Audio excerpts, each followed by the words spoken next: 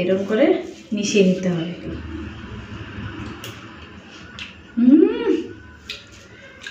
কি যে ভালো হয়েছে বন্ধুরা, কি বলবো।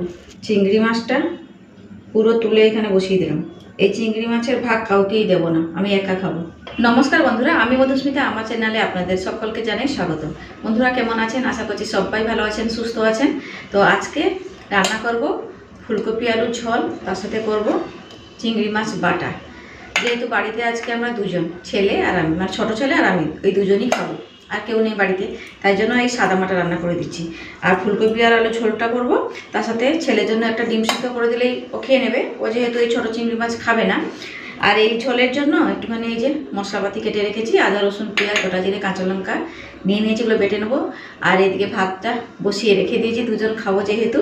আর ছেলেকে পড়াতে এসছে ওর আন্টি, ছেলের পড়া শেষ হওয়ার আগেই আমাকে রান্নাবান্না করে ফেলতে হবে। চলুন তাহলে রান্নাবান্নাগুলো শুরু করে ফেলি। তো কড়াইতে তেল দিয়ে দিয়েছি, এখন ফুলকপি আর আলুটা প্রথমে ভেজে নিই, দুটোকেই একসাথে ভেজে নেব।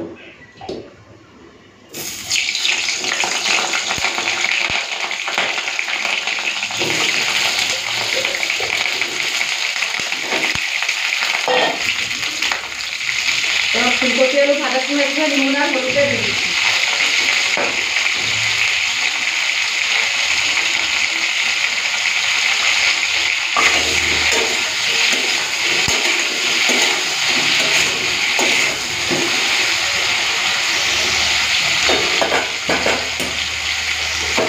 আর এদিকে দেখুন হচ্ছে ভাতও হয়ে এসছে, আর একটুখানি হবে, তাহলে নামিয়ে ফেলবো।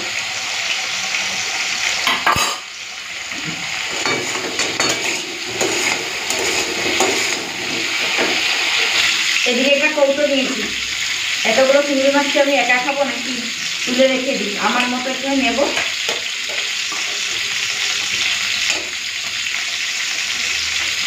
চিংড়ি মাছটা না এই লেজ আর যেটা বাদ দিই, এটা ভেজে দিলেই এমনি পুড়ে যাবে, আর এইগুলোই তো বাটা হচ্ছে হেভি লাগে।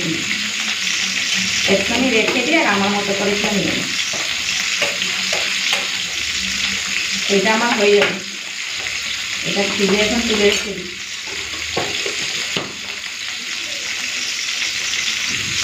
তো চলুন এই চিংড়ি মাছটা একটু নুন হলুদ দিয়ে দিই।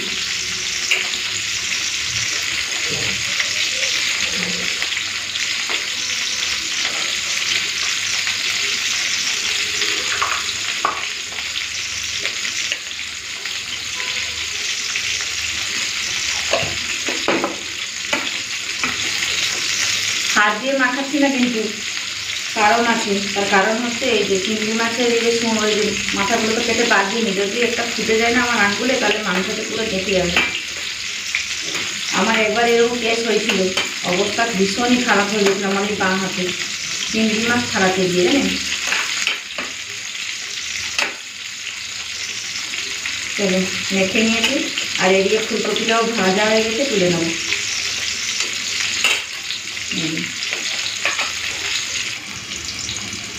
ছেলের জন্য একটা ডিম সিদ্ধ বসিয়ে দিলাম, ভাত নামিয়ে দিয়েছি, হয়ে গেছিল।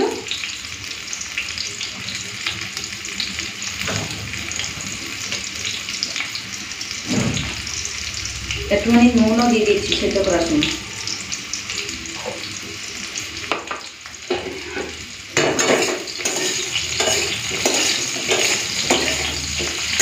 ফুলকপি আলু ভাজা হয়ে গেছে, তুলে নেব।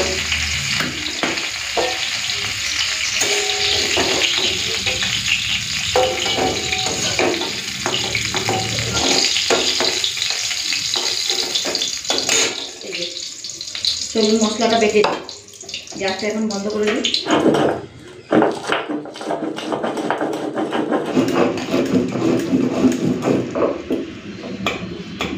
হয়ে গেছে আমার মশলা বাটা, অল্প একটুখানি মশলা তো, আর মিক্সারে দিলাম না, শিলেই বেটে নিলাম।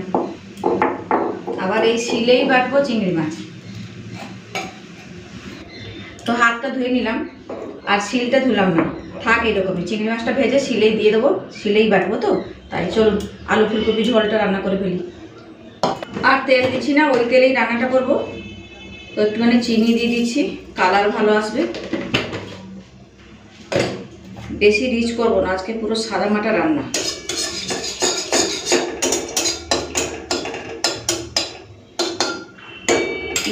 দিয়ে দিই।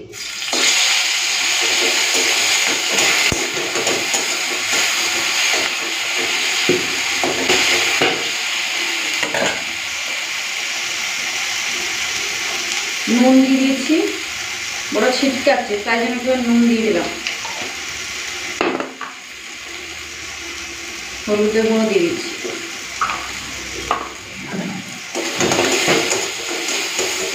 মশলাটাকে একটুখানি ভালো করে ভেজে নিই, এই কাঁচা গন্ধটা যতক্ষণ না যাচ্ছে। এই যে দেখুন মশলাটা পুরো ভালো করে ভেজে নিয়েছি। এখানে একটা টমেটো কেটে নিয়েছি, দিয়ে দিলাম।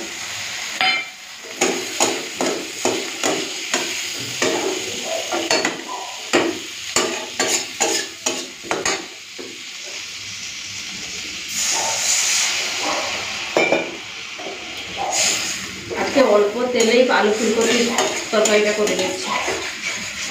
জলটা দিয়েছি তো একটু মশলাটা কষে দিচ্ছি। এখন দিয়ে দিচ্ছি ভেজে রাখা আলু ফুলকপি।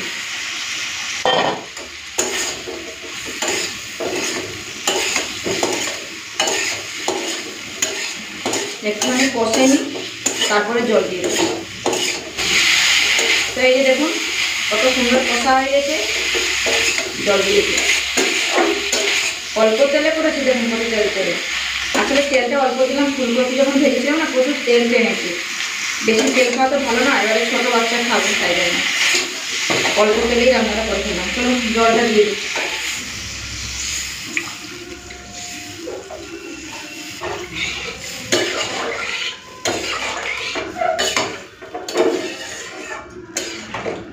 নামানোর আগে একটুখানি ধনেপাতা কুচি দিয়ে দেবো, ব্যাস খাওয়াটা পুরো ফাটাফাটি হবে। একটুখানি নুনটা টেস্ট করে নিই। নুন দিয়ে দিলাম, আর একটু নুন লাগবে, নুনটা কম কম লাগছে।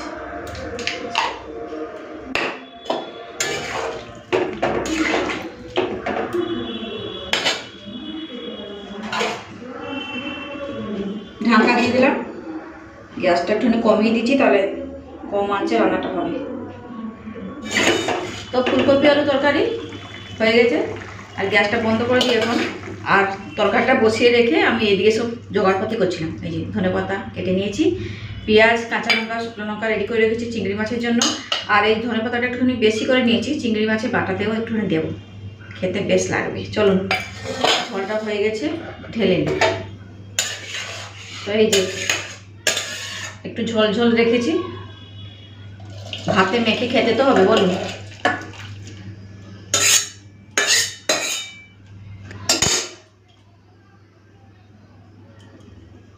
একটুখানি ধনেপাতা দিয়ে দিই উপর থেকে।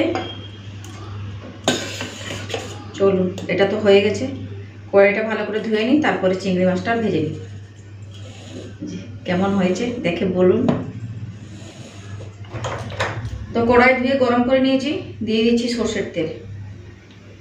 আগে শুকনো লঙ্কা, পেঁয়াজ, কাঁচা লঙ্কাটা ভেজে নেব, তারপরে চিংড়ি মাছটা ভাজবো।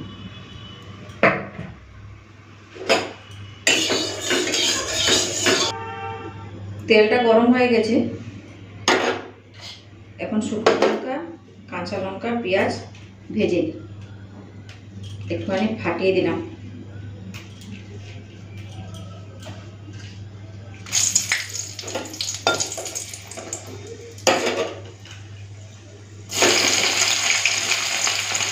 হালকা ভেজে দিই, বেশি লাল করে ভাজবো না, হালকা ভাজবো। কাঁচা পেঁয়াজ বেটে দিলেও ভালো লাগে খেতে। আজকে একটুখানি ভেজে ভেজে দিচ্ছি। আমার ছেলের পড়াও শেষ হয়ে যাবে, আমার রান্না করা কমপ্লিট। এইটা হলেই হয়ে যাবে।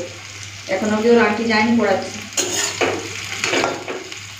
তো পেঁয়াজ, শুকনো লঙ্কা, কাঁচা লঙ্কা ভাজা ভাজা হয়ে গেছে, এখন তুলে নিই, নাহলে বেশি আবার পুড়ে যাবে পেঁয়াজটা।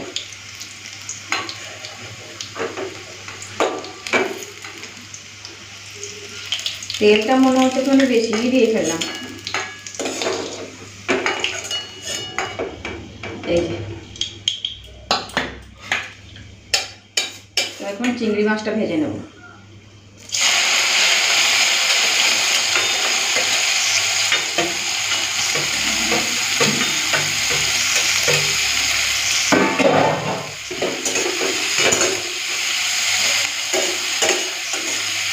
পুরো লাল করে ভেজে নেবো চিংড়ি মাছটাকে।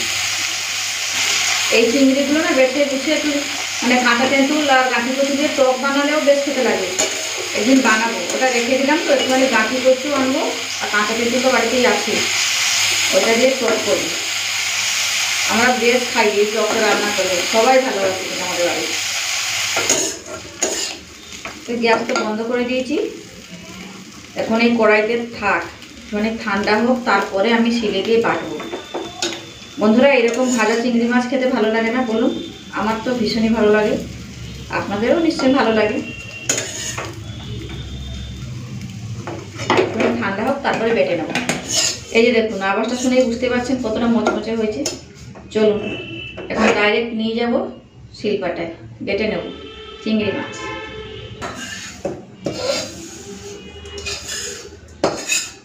বেশ,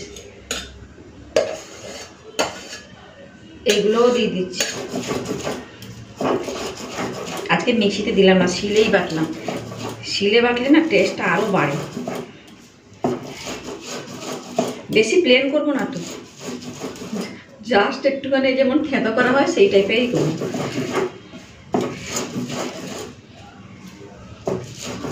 দারুণ গন্ধ বেরিয়েছে।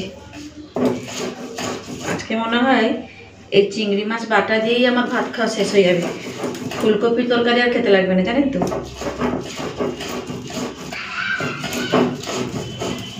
এই যে বেটে নিয়েছি, এখন এটা দিয়ে দিচ্ছি।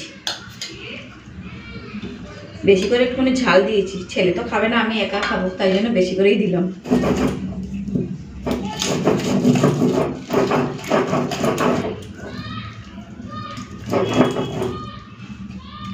তো চিংড়ি মাছটা বেটে নিয়েছি, পেঁয়াজ রসুনও বেটে নিয়েছি, হালকা করে একটুখানি ধনে পাতাটাও একটুখানি হালকা, বেশি প্লেন করব না।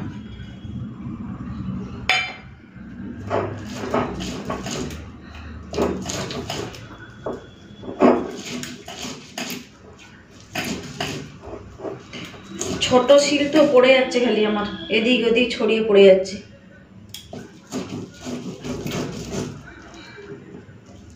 ব্যাস, আমার বাটা বুটি এখন কমপ্লিট হয়ে গেছে। এখন কাজ হচ্ছে একটুখানি মিশিয়ে নেব সবগুলো একসাথে।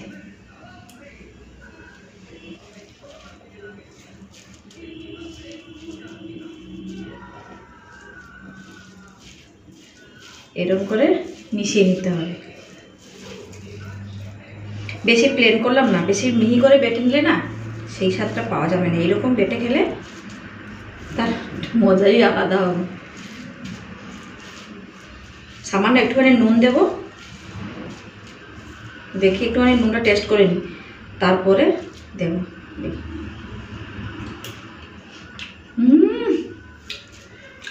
কি যে ভালো হয়েছে বন্ধুরা, কি বলবো। একটুখানি নুন লাগবে, নুনটা দেবো।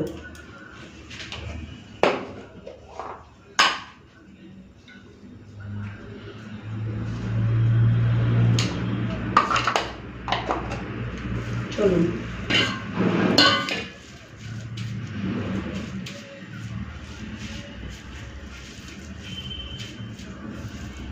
মাঝে সাঝে না এরকম বাটা বুটি করে খাওয়া ভালো, জানেন তো। একটুখানি গোল টোল করে নিই।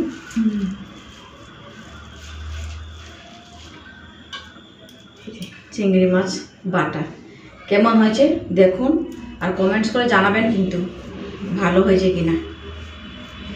এই যে আমার রান্নাবান্না শেষ, ছেলেরও পড়া শেষ, এসে বায়না করছে আমাকে ফোন দাও। আরও একবার দেখিয়ে দিলাম। তো বন্ধুরা, দুপুরবেলার রান্নাবান্না পুরোপুরি কমপ্লিট। তো আজকে দুপুরবেলা তাহলে কি কি রান্না হলো একবার দেখিয়ে দিই, মানে আরও একবার দেখিয়ে দিই। এই যে প্রথমে দেখাচ্ছি চিংড়ি মাছ বাটা, দেখুন কেমন হয়েছে, দুর্দান্ত খেতে হয়েছে, ফাটাফাটি। তার সাথে আছে ফুলকপি আলুর ঝোল, সাদা সিম্পলভাবে বানানো। আর এখানে আছে গরম ভাত, আর ছেলের জন্য বানিয়েছি একটা ডিম সিদ্ধ। এইটাই হচ্ছে আজকে আমাদের দুপুরবেলা খাওয়া দাওয়ার মেনু। যেহেতু আমরা দুপুরবেলা আজকে মা আর ছেলে খাবো, তাই এই সাধারণ মেনু কিন্তু খুবই টেস্টি খাবার।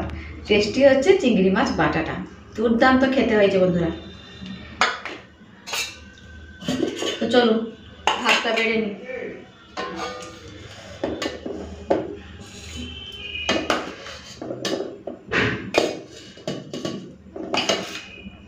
গরম গরম ভাত, গরম গরম ফুলকপি আলুর ঝোল, তার সাথে চিংড়ি মাছ বাটা।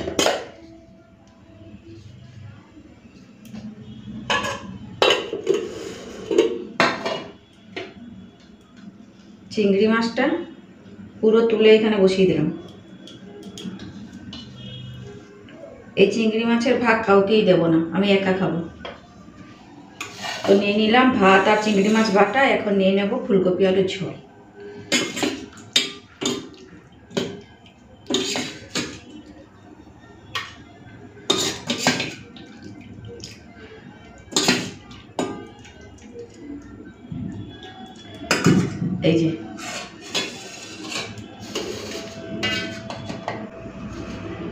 এই যে আজকের আমাদের দুপুরবেলা খাওয়া দাওয়ার মেনু। ভাত আছে, চিংড়ি মাছ বাটা আছে, আছে ফুলকপি আলু দিয়ে ঝোল। তাহলে বন্ধুরা আজকের মতো এখানে থাকলাম, আবার ফিরে আসবো একটা নতুন ভিডিও নিয়ে। ততক্ষণ সবাই ভালো থাকবেন, সুস্থ থাকবেন, টাটা।